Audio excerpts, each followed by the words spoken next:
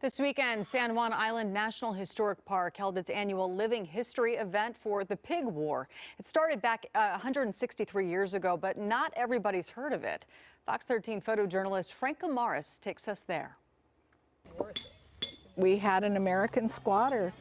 Uppity Yank, highly parochial, decided to plant his farm establishment on a well-established Hudson's Bay Company sheep farm. They were very tolerant of him being there, but he would not fence his garden properly. And there was a prime breeding boar that got into his garden. And then the Americans shot him, of course. Then he wanted to pay for the pig. Excellent, a palatable hit. Our manager here on the island told him that that was a prize Berkshire boar for breeding and that it was going to cost 100 pounds. And that's what started all of it. Because it was disputed territory, everybody started saying, it's my land, no, it's my land.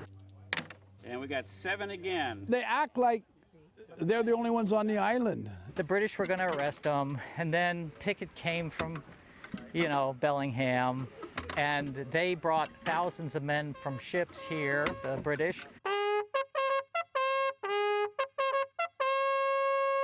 It went around the world. People around the world knew about what was happening here at that time. This would have created another war between the U.S. and Great Britain. We both agree it's a problem over which strait. The border between the colony of Canada and that of the unruly colonists, our former colonists, the Americans, should run southerly from the Pacific Ocean at the 49th parallel through this widest and mostly used strait of water between Vancouver Island, and the mainland. The Haro Strait is the deepest, widest, best shipping lane, and it said it would go up the best channel.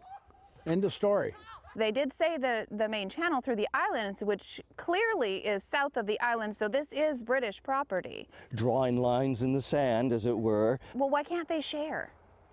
And they did for 12 years. Sooner or later, Kaiser Wilhelm I decided to arbitrate, and he ruled in favor of the Haro Strait being the navigable strait. Cooler heads finally prevailed, and we did not go to war with Britain for the third time in 100 years. And they stood down, and that's the story. And the war that wasn't. Sensible heads prevailed, and they talked it out, and they said, well, this is ridiculous. And the only one that died was the pig. And why can't we do that today?